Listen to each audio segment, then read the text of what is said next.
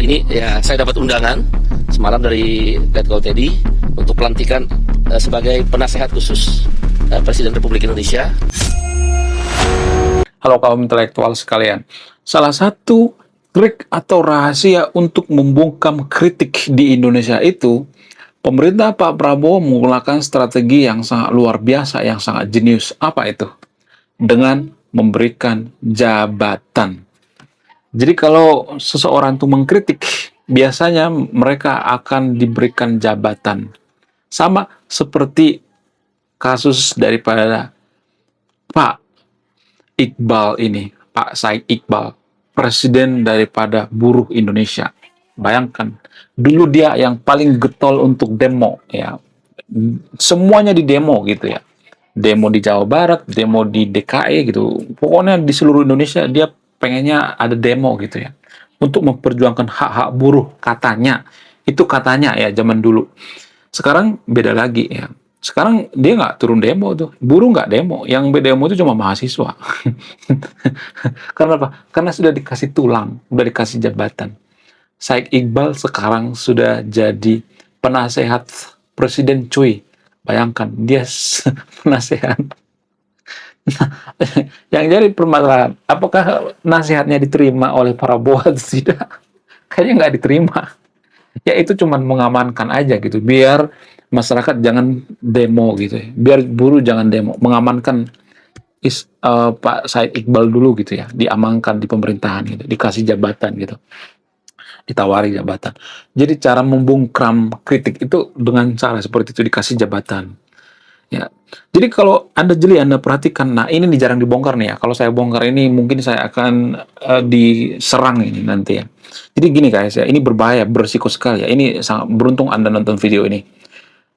Kalau Anda perhatikan, aktivis-aktivis di Indonesia itu, baik aktivis 98 ya, biasanya polanya sama gitu ya. Pertama mereka ngata-ngatain pemerintah, mengkritik kebijakan pemerintah. Kemudian ya mereka demo gitu ya.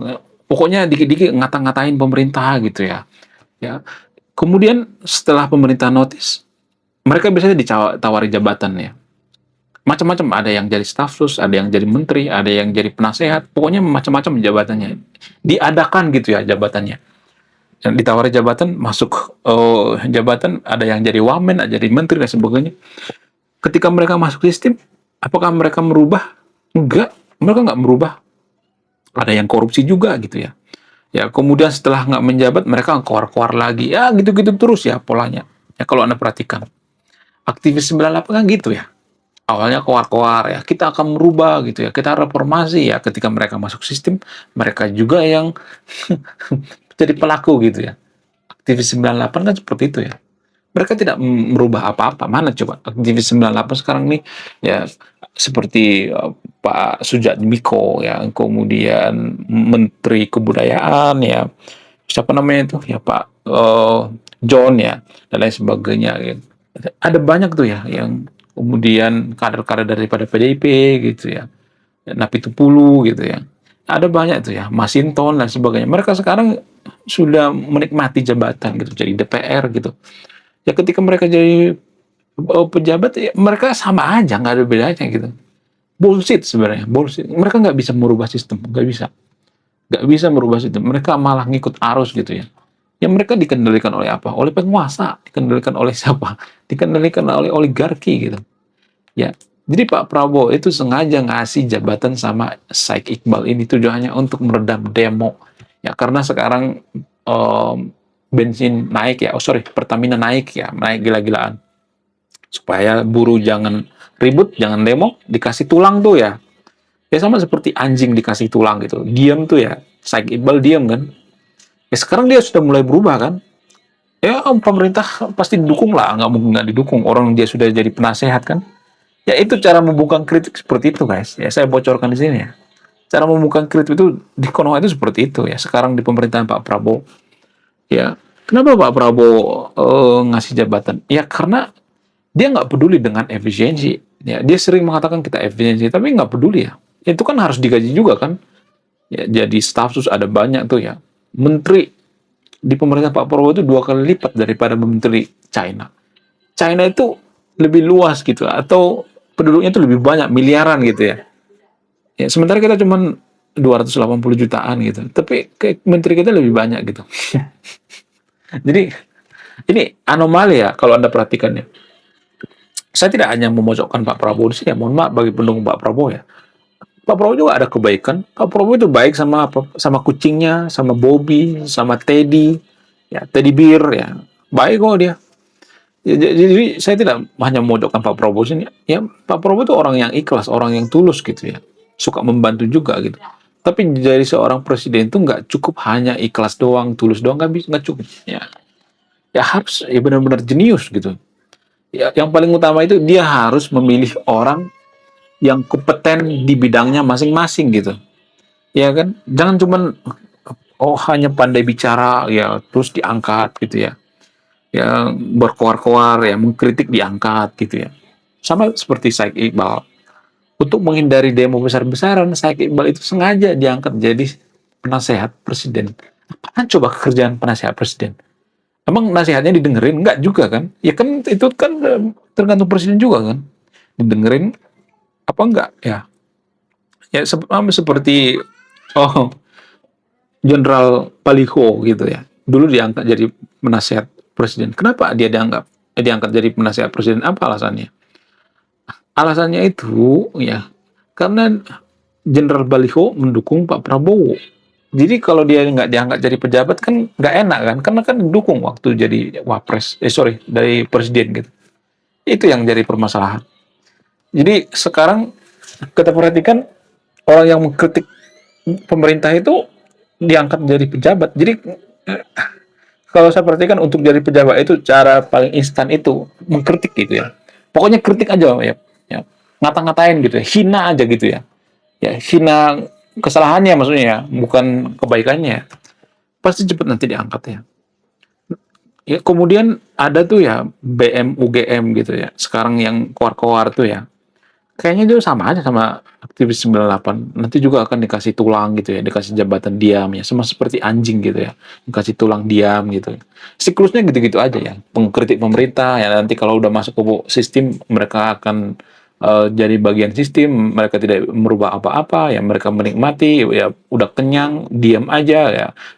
Setelah nggak menjabat keluar-keluar lagi ya gitu-gitu terus ya. Yang dipermainkan apa ya, masyarakat. Yang milih mereka siapa? Masyarakat. Jadi saya tidak hanya mengkritik pemerintah di sini. Masyarakat juga saya kritik. Kenapa memilih pejabat seperti ini? Ya kan? Kalau memilih pejabat itu dari kaum intelektual yang benar-benar jujur gitu ya. Ya, termasuk saya ya. Saya juga mungkin kalau nanti suatu saat saya menjabat ya, saya juga mungkin bisa aja seperti itu ya. Ya kan, no ya kan.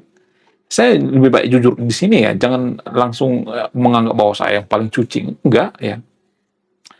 Jadi yang bisa merubah sistem ini nggak hanya pejabat, masyarakat juga harus ikut merubah sistem. Dengan cara apa? Ya kalau cuma memilih satu orang, misalnya saya doang misalnya yang jujur gitu ya, dalam satu ruangan misalnya. Itu kan semacam anomali ya, keanehan. Ya, misalnya ini pilihan masyarakat itu ada 100 orang, satu orang yang jujur. Kita juga pasti ngikut yang nggak jujur dong kan? Emang satu orang bisa merubah segalanya? Nggak bisa. Emang kita itu seperti superhero gitu ya. Emang Spider-Man gitu ya, bisa merubah segalanya? Nggak bisa. Pemerintah itu bisa dirubah bersama-sama, bukan ada superhero gitu ya. Ada bintang utama, nggak seperti itu ya. Lu kalau gimana? Coba tulis komentar ya. Apakah Said Iqbal ini dijinakkan atau tidak? Kayaknya dijinakkan ya. Jadi dikasih tulang gitu ya, dikasih jabatannya empuk gitu ya. Ya lebih baik saya Iqbal ini diganti aja lah gitu ya. Diganti sama siapa yang baru lagi gitu ya. Kalau pengen mempertahankan eh, aspirasi buruh ya nggak harus ke pemerintahan juga gitu ya. Buktinya buruh sekarang kan terdampak kan. Pertama kita terdampak guys. Nggak terdampak secara langsung ya, tapi kan yang pabrik-pabrik itu kan banyak menggunakan pertama gitu. Ya kan? Nggak sih? Kemudian kelompok menengah juga banyak menggunakan Pertamax juga gitu. Itu berdampak ya, lagi-lagi yang dirugikan masyarakat gitu. Ya, MBG lebih baik MBG di stop aja lah daripada BBM-nya kan. Lebih baik MBG di stop aja. Kalau MBG dilaksanakan di daerah-daerah terpencil boleh lah gitu ya. yang daerah miskin boleh lah gitu. Kalau di kota mah jangan, ngapain ya?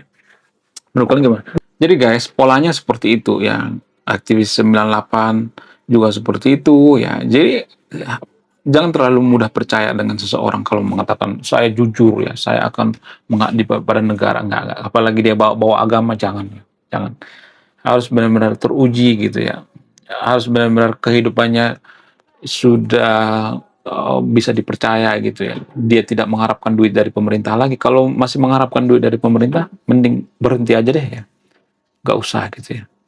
Nggak usah keluar-keluar gitu ya. Jadi Syekh Iqbal ini ya, sudah dijinakkan guys.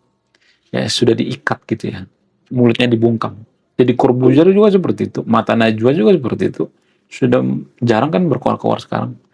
Yang berkeluar sekarang itu ya influencer, ya, guru gembul, ya, dan influencer-influencer lainnya. Karena yang nggak dikritik gitu ya.